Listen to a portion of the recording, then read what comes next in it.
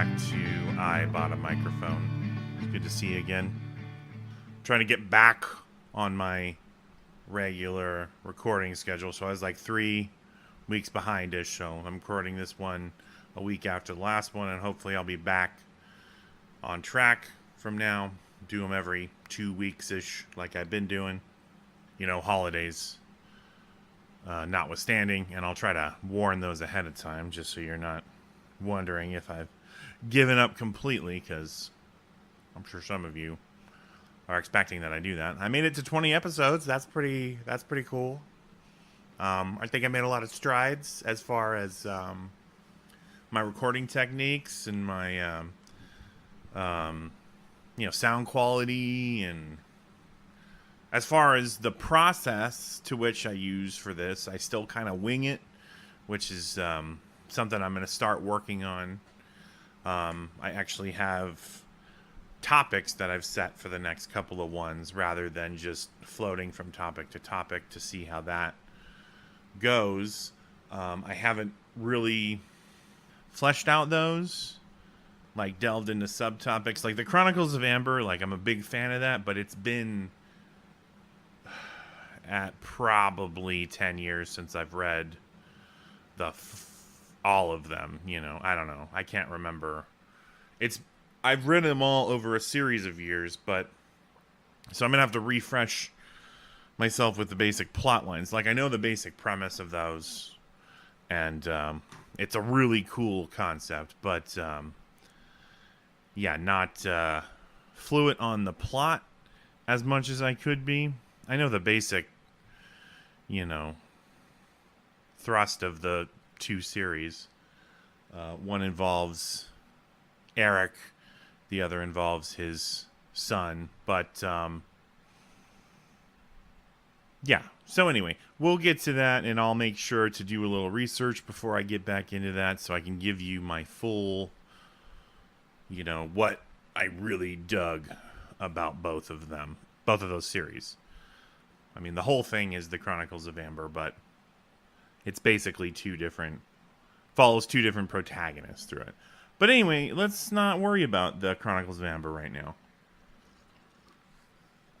This one I don't really have to prepare too much for, because I'm pretty damn familiar with it. I'm talking about Discworld. And of course, so, Discworld. What does that mean exactly? Alright, so Discworld is a fantasy series. It's kind of, I guess you could describe it as a comic fantasy series, a humor fantasy series, because that's the general tone of it. Though some of the books get deadly serious, so it's, but it's got a humorous tone, and that's kind of how it started, so that's where we go from there. So the Discworld is literally a world that is disc-shaped. Our world is round. Their world is a disc. And that disc sits on the back of 4 elephants. And those elephants, in turn, stand on the back of a spacefaring turtle, the Great Atuan. Atuin. A''Tuin. Atuin. Whatever. Doesn't really matter. It's a fake turtle. So yeah, he's a gigantic turtle. So relative to the normal size of a human, which we are, this turtle is big enough to support 4 gigantic elephants and a disc on its back. So it's a gigantic spacefaring turtle. Its shell is pockmarked with, craters from asteroids hitting it and whatnot. And it doesn't orbit a particular star. A sun and moon that are of relative size circle the disk and provide it with light. But it does not, it does not orbit a star. It journeys through space. So right there, that's just amazing. That's a beautiful place to start. He describes it in the first book as so Earth makes perfect sense. Totally logical if you understand physics and all of that. It makes perfect sense that all of these things work together. And so on a spectrum, at one end is the perfectly logical. So at the far end of that spectrum must be something that's completely illogical and is totally the province of fantasy and magic. No reason it should work. The water actually falls off the edge of the world at a certain part of the disc. Where does the water come from? Why doesn't the water just fall off and then they run out of water? No, the water flows off the disc and is still on the disc. So, yeah, no, it's crazy. It's good stuff. So the first couple of books, The Color of Magic and The Light Fantastic, deal with a character called Rincewind, who is a terrible wizard, you know. And it starts off as not really his fault. Like, he knew some spells, but then he read the wrong book and learned the wrong spell. And that spell pushed all the other spells out of his head. But since then, he has never really, you know... Once he says that spell and it's no longer in his head, he's still a pretty bad wizard. And he's got a luggage that his friend Two Flowers gives him, who comes from a faraway land. The luggage is probably one of the weirdest creations ever. So imagine a chest, all right, like a pirate chest, or if you're a D&D fan, you already know a chest. And if you are a D&D fan, think of kind of like a mimic. So will open and close its lid on its own whim, and it does have a tongue, which kind of looks like the lining of a coat, like carpets. And it's got dozens of tiny little human feet. Like, not human-sized, but they are human-shaped feet that are underneath it. And that is how it travels around. So the... oh, God, it's so crazy. Already, I'm just describing it. It's insane. So that luggage follows him around. He puts something in it, and it basically swallows it. And when he needs it, it spits it back out. But most of the time, it just kind of gets into trouble. Because it has... it's like R2-D2. It has a sentience of its own, and it doesn't like lots of things. And doesn't really like Rincewind very much. But Two Flowers gives the luggage to Rincewind, so he has to follow him around. Whether or not he has a choice. Because he has a limited sentience. Again, this is why I compare him to R2-D2. He's a droid, so they have... like personalities and feelings for some reason, but they're still bound to obey the laws of the rules of their masters. And like those first couple of books, they go like literally to the edge of the world and back. Like he falls over the edge. There's a science experiment where these guys want to determine the sex of the turtle, Great Antuin. They want to know whether he's a boy or a girl. She's a boy or a girl. Whatever. It's a boy or a girl. They want to determine whether Antuin is a boy or a girl. Because, that kind of concerns them. If she is, it's a... Think of it as, like, exploring... as like launching a Hubble telescope or something to explore the stars around you, or sending a probe to Mars.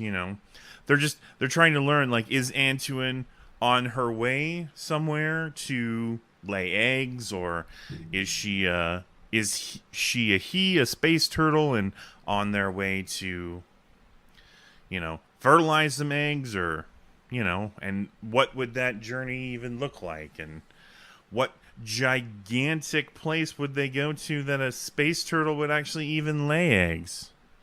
So, these are all philosophical questions that we don't really tackle with. You know, Rincewind is just trying to survive, and early on, he's got Luck on his side, who is a green-eyed deity, female, of course. Luck be a lady. Yeah, he always finds his way out of horrible situations in completely ridiculous ways. But that's just where the series starts. Like, we explore all over the disc. There's the counterweight continent, which is basically Asia, or the Far East. The land of Klatch, which is the Middle East. So basically, there's a lot of things in Discworld that are allegories or analogies for things that are in real life. There's a book called Jingo that involves a couple of characters that I'll talk about in a little bit. But basically, there's this little island that sits at the bottom of the ocean, and it has a weird characteristic to it where it rises to the surface every 100 years or so. So this island appears in the ocean in between these two countries, like a perfect distance between them, where it could be strategically important for both people, for both countries. And this is as something that was completely irrelevant and suddenly becomes very important. I saw it as an allegory for the first Iraq War, vis-a-vis the island is Kuwait. But you could also see it as an Englishman, as an allegory for the Falkland Islands incident. And I'm sure you could draw a number of other parallels between that. But as an Englishman who Terry Pratchett is, rest in peace, yeah, probably, definitely was the Falkland Islands. But either way, that's not important. But yeah, he'll use things like that to illustrate the ridiculousness of our society, the world that we live in. He'll have fun with that. He's got his own version of Santa Claus called the Hogfather, which you can trace back to early civilizations that involve, sacrifices to sun gods to make the sun rise and sort of things. And I think there's similar parallels that we can draw to some of our myths. And it's got lots of beautiful characters that, if you get into the series, you can actually get to see grow and change and become like better versions of themselves. A couple of my favorites, there's Sam Vimes, who's my number one, Commander Vimes. He's the leader of the City Watch, which when we first meet him, he is drunk. Just, that's it. He's drunk and he's lost all hope for doing anything good or meaningful. He's just drinking his way through his day, trying to make ends meet. But suddenly a dragon comes to the city and threatens to destroy it. The great city of, the twin cities, technically, of Ankh and Morpork, which is where a lot of the stories take place. It's the, I don't know, I don't know what's the equivalent of, probably London, or, just general UK sprawl. I mean, it's dirty and it's industrious and it welcomes all people as long as, those people don't make a lot of noise and disturb the, but once they start making money for everybody else, then they don't care. It's, it's like our regular world. Like, nobody wants them foreigners done coming up in our place until, the dude's like, I'm making like bank off of this guy's salvage operation, so maybe I shouldn't just, give a shit about him so much. So that one's okay, but that one over there, he blah, blah, blah, blah, blah, so go on and so forth. But anyway, there's side characters that function very much like allegories, analogies. What? Hang on. Okay, so I am using that word wrong. Uh, the work itself is the allegory. The analogy is the characters. Like, they're analogies for, just the regular kind of Joe Blow schlubs that you meet in the street, and they don't like things that are unfamiliar to them until, they become familiar, and then the next thing that's unfamiliar they have a problem with, and you remind them that you used to be unfamiliar with this thing, and you're fine with it now, and he's like, but they're like us now. These ones are not. The ones that assimilate I don't have a problem with, but these new strangers I don't agree with.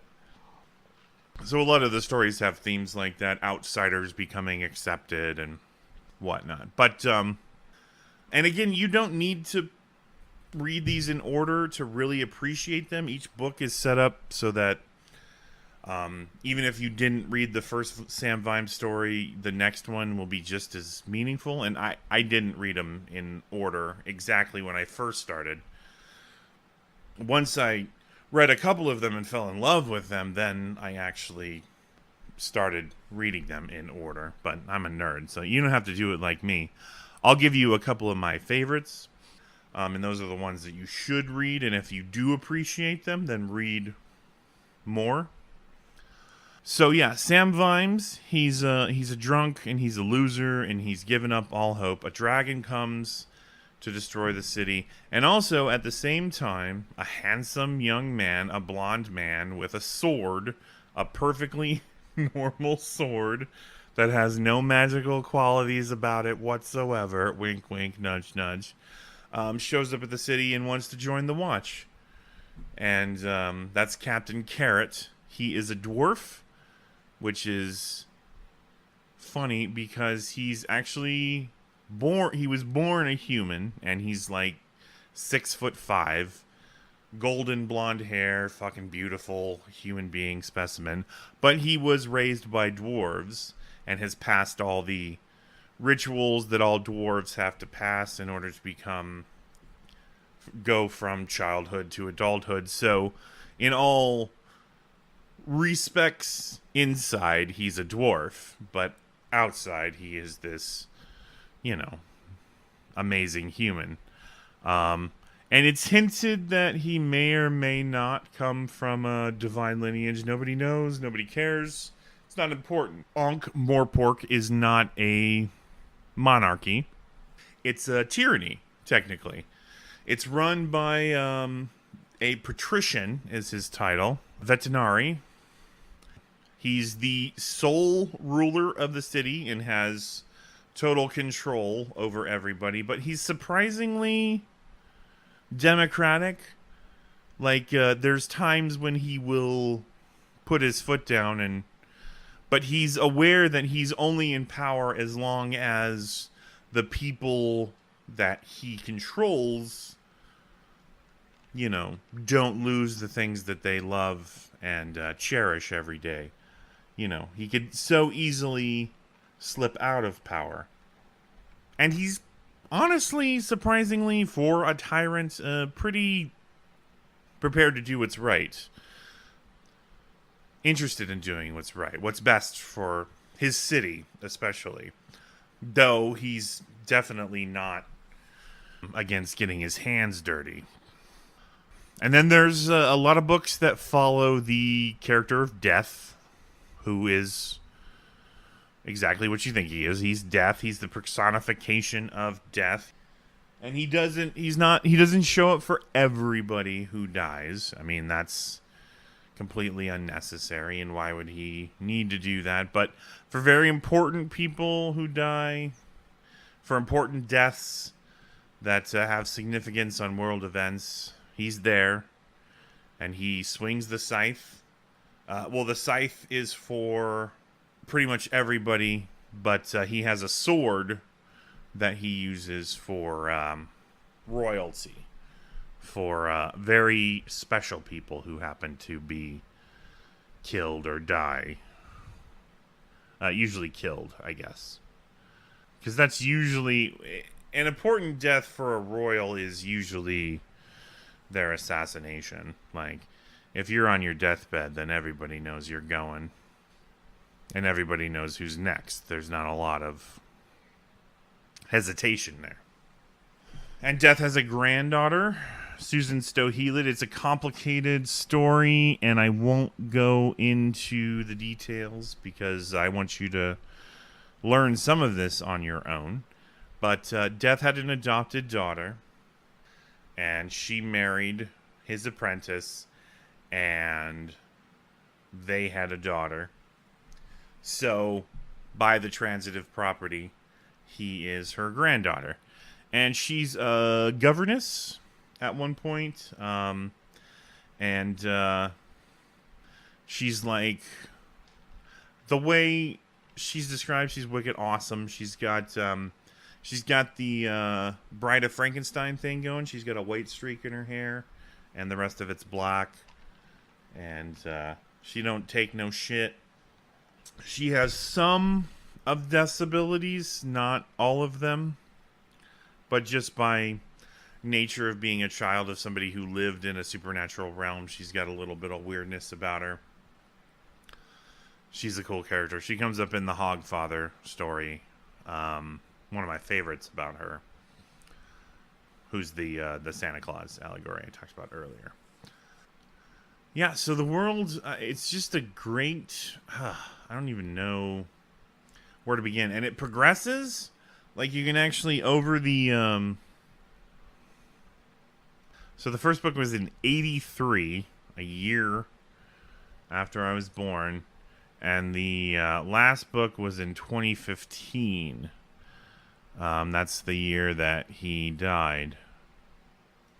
And, yeah, that was really hard for me. The last book involves Tiffany Aching, and that involves some backtracking. All right, so there's the stories that take place in Ankh-Morpork, which usually involve the City Watch, which is Sam Vimes, Carrot, and his cohorts and their friends. There's also the land of Lancre, which is kind of like it's got a kingdom. Technically, there is a castle, but it's mainly a bunch of farmers and ranchers and blacksmiths and just kind of a real podunk rural community. And out there, they don't have okay. Ugh. So complicated. All right. So magic in this world is also very important. And you've got witches and you've got wizards. Wizards are men, and they have big staffs, and they throw fireballs, and they learn gigantic spells. They go to universities, and they live with other men, and they study, and they wear giant pointed hats with stars and moons and all over them. I mean, and they got the shoes that curl with the pointed toes and all of that. And then there's witches, and witches are women, and they tend to they have their own forms of magic, but they deal with life's stuff. They heal pigs when they're sick, and they help women when they're giving birth. And a lot of what they deal in is what's called headology, which is, it's a form of magic, but it's not really magic. It's getting someone to believe what's best for them, even if what's best for them is to get out of your face or they'll turn you into a toad. Like things like that. But they do actually have real magic, and they have, the ability to take away pain, heal the sick, that sort of a thing. But a lot of it comes down to state of mind. So they're more down to earth. So wizards and witches, they don't hang out together. Wizards all live in a big building in Ankh-Morpork with a giant tower that rises above the city. And they do ridiculous experiments that play with the fabric of reality. And the women get down to the witches in Lancre and the surrounding countryside. They get down to the business of keeping people healthy and, making potions and tinctures. I hope I said that word right.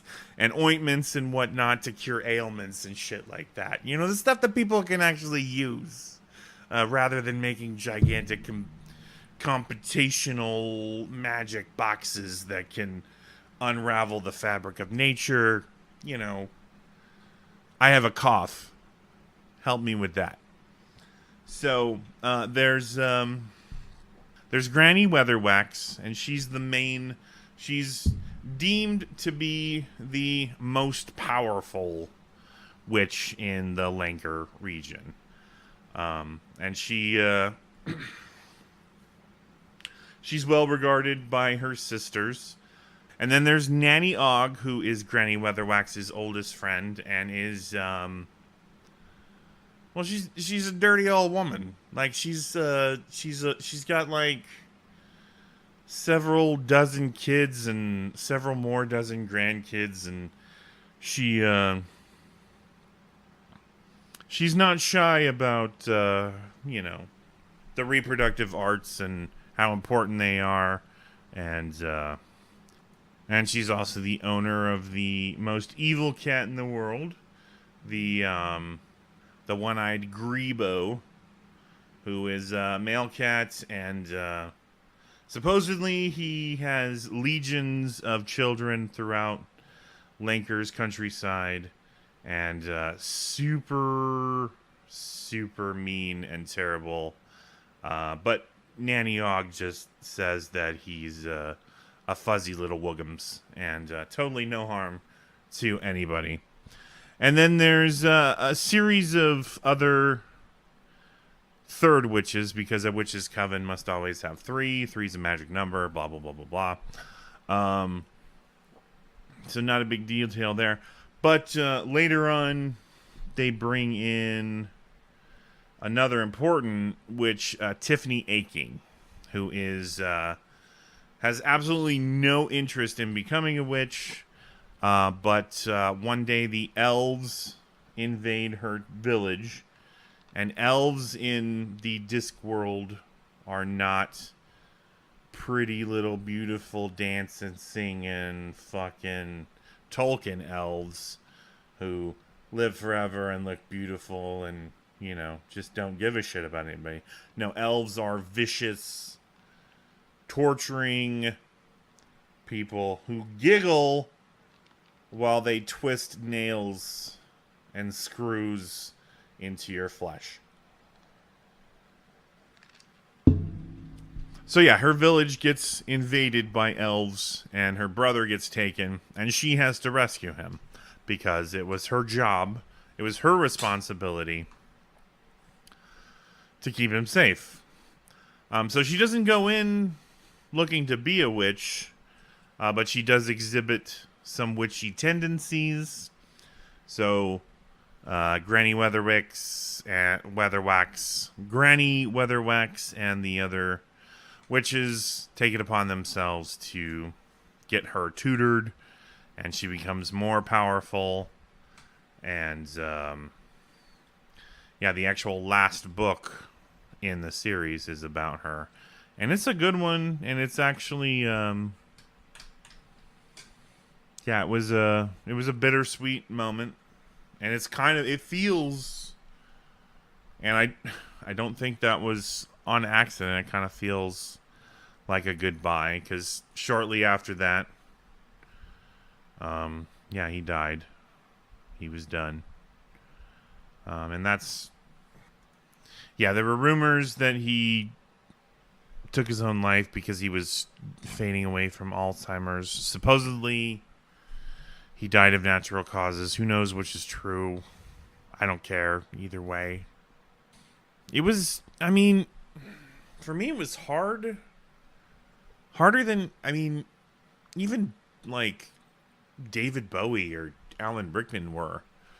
Like, both of those guys had been important parts of my life, had done some great work that had actually improved the world that I lived in, but I don't really feel like I knew any of them as intimately, I guess, as I did Terry Pratchett. Like, you don't. When you listen to music, when you watch a movie, you're getting a piece of a person's personality. When you read a book, you're also getting a piece of them. But when you read 25 books written by the same guy and over a series of years, so as they grow, as they progress as authors, as you also yourself are growing and changing. Like, it was, I mean, I don't want to like be a drama queen or anything, but it was a really important part of my life. It was a really important relationship, even though I'd never talked to the guy, met him, seen him, even know what his voice sounds like. So, I mean, this was it was a big thing for me. So that's why I bring it up now. I don't even know how to talk about a series this grand without being. I mean, I guess instead of doing this, I could just review each book. Like, that could be a project. I mean, that would take me a considerable amount of time, and I could actually get into each and every one that I was enamored with, and the ones that I liked more than others, and there was actually only one that I didn't care for, and that's amazing to me in a book series that big. And I'll tell you now, because I've mentioned it before. It's called Pyramids.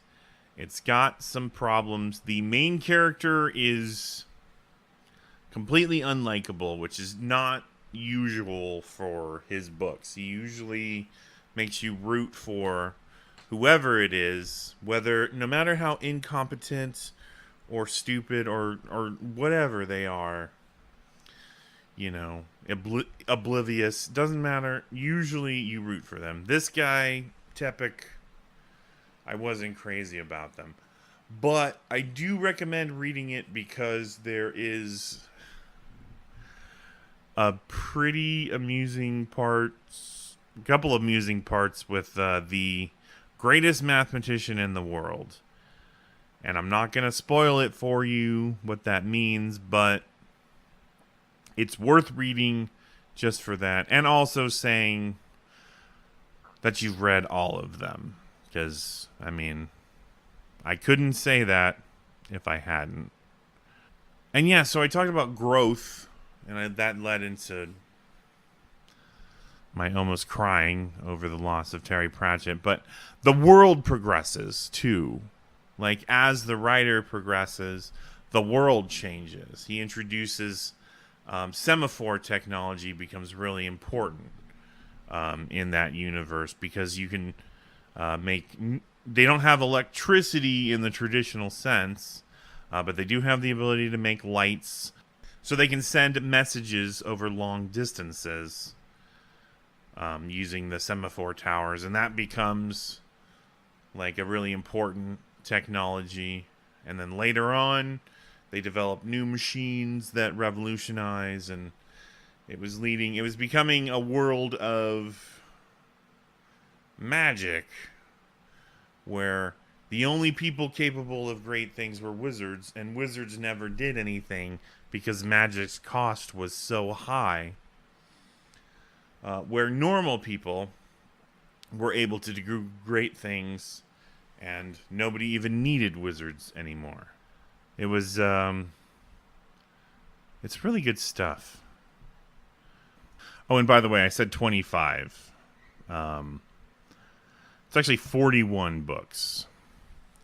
So yeah, it's a pretty big series, but honestly, they're all worth a read. And if you don't want to buy them, check your local library, or hey, those of you that know me personally, come and see me. I got them all. and I'll happily loan them out. So let's. I'm gonna break down probably, I guess, a place for you to start. My five favorite books in the series, and I'm gonna do them chronologically in order because I don't really have a particular order. But I do recommend, and these are not included in my five, but The Color of Magic, The Light Fantastic. The first two books, read them, giggle, laugh. They're light, they're breezy, but they introduce you to everything that you need to know about the Discworld. And they're a lot of fun. They're just not my favorite books because he was, still refining his style back then. But perfectly good reads, and you'll breeze right through them. They're not super long. But anyway, so number 5, or whatever. Again, I'm not doing them in number order, chronological order. So number 5 would be Witches Abroad. That's the witches go on a journey. The Witchers of Lancre, who are, like I said, they live in a podunk world, a farming, very rural community. They go on a journey to parts unknown for them, and they meet new and strange people, and it's hilarious all the way through. It's got some really crazy themes, like the concept of story and the power that story has over our lives and how it can influence the way we think and do things. Like, it's a really good book. Even as a Discworld book, it's great, but as just a book, fantasy book in general, it's good. So I think it's a really good read, and I highly recommend that one. And then the next one would be Interesting Times. So there's an old curse that's laid down upon somebody that you don't like, and that's, may you live in interesting times. I think we're living in interesting times right now. It's a double-edged sword, that curse.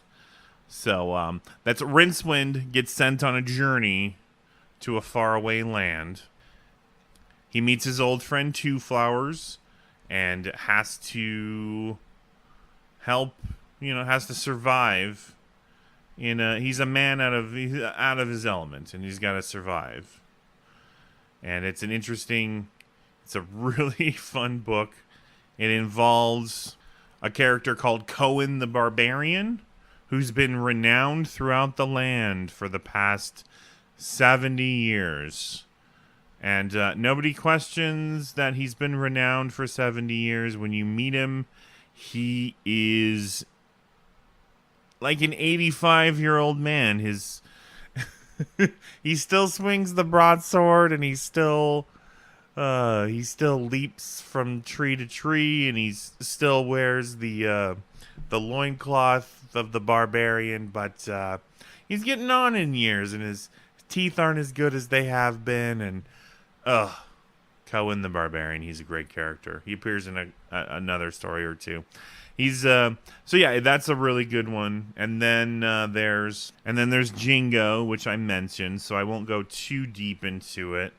Again, there's an island that appears in the middle of between Klatch, which is the Middle East generic country, and Ankh-Morpork, and armies are assembled, and a bunch of people get together, and who's gonna die, and so it's up to Sam Vimes and his crew to stop the war before it even starts. It's a great story, and there's a lot of brilliant political satire in it that I think is worth a look, if nothing else. And then there is The Fifth Elephant, which is another Sam Vimes story. A lot of my favorite ones are Sam Vimes, but I mean, not to say that the other ones are bad, but these two are particularly good. So there is a theory, I guess a legend in the Discworld, where once upon a time there was a fifth elephant, and some cataclysm happened, asteroid or some sort of supernova or something, and that elephant got thrown off its course and actually collided with the disc. And there are actually mines in the dwarven countries that are fat mines where they actually find tallow that can be used for, like whale oil, that can be used for candles and oil and all sorts of things under the ground. So that feeds into the myth of the fifth elephant, but that's just kind of the opening silo, if you will. I don't know, the opener of the fifth elephant crashing into. It's just a metaphor. There's a lot of political intrigue in this one that's like super super interesting. And so it's a bunch of humans and dwarves, and there's vampires and werewolves. So it's like you could see how in a less talented writer's hand it would be completely ridiculous, but in Terry Pratchett's hands it's deadly serious and it's super good. Like, it's a great book. And the next one would be Monstrous Regiment. So there's a land where the fifth elephant story that I'm talking about, it's a land called Uberwald where that takes place. It's basically Transylvania in Bram Stoker's Dracula. Like, every time somebody says something ominous, lightning strikes in the background. It's that kind of world. And there are vampires and there are werewolves. And they're at war. And they're running out of recruits. And a man is going from town to town, and he's grabbing recruits, and he's putting together a slapdash regiment to fight their enemies. And they all have something in common. And this book was written in 2003, and I gotta say, it was a little forward-thinking in its time. I mean, not necessarily... shouldn't have necessarily been seen as forward-thinking, but compared to where we are now, it was pretty forward-thinking. And it's a great book, and I highly recommend that you read it. Sam Vine pops up in it. If you're only reading it for Sam Vimes, then check him out. So those are my 5 favorites. Not to say that anything that I didn't mention on this is bad. Like I said, the only one that I didn't really care for was Pyramids. And again, it's not to say that it's a bad book.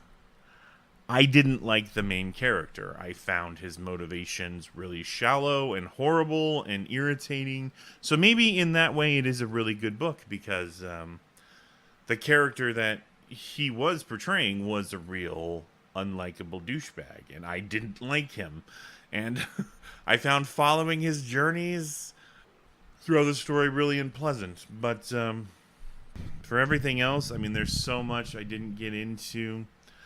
The wee free men, the fucking Scottish gnomes that frequent the lands about Lancre, and there's Colin, Captain Colin, and Sergeant Nobby Knobs, and members of the Watch. One of which is just a regular old family man, and the other which has a button that certifies that he's human.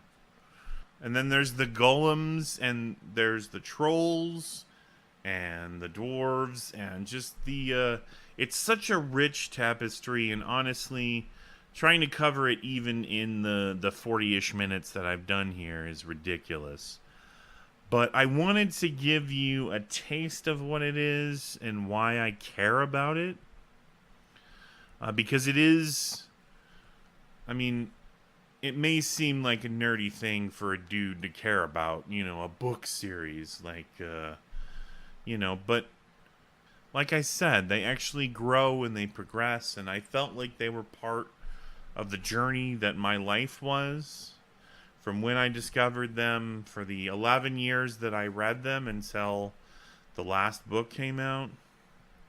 It was a really important part of my life, and even if I started them over from the beginning, which I can do, it'll never be the same because he's gone and there'll never be another one. But there's very few things that I felt connected to. You know, my family and friends notwithstanding, that I felt like I had a personal stake in. And this was one of those things. It's as important to me as a lot of the people that I love and cherish. And, check it out. And again, if you want to borrow one, let me know. I can hook you up. So next week I will be talking about, I think it should be the Chronicles of Amber. And I'll refamiliarize myself with the plot lines. And, oh my God, you thought that a world on the back of an elephant on the back of a turtle was weird. Wait till I get into the Chronicles of Amber. It's good fun. In the meantime, I love you guys, and I will talk to you later.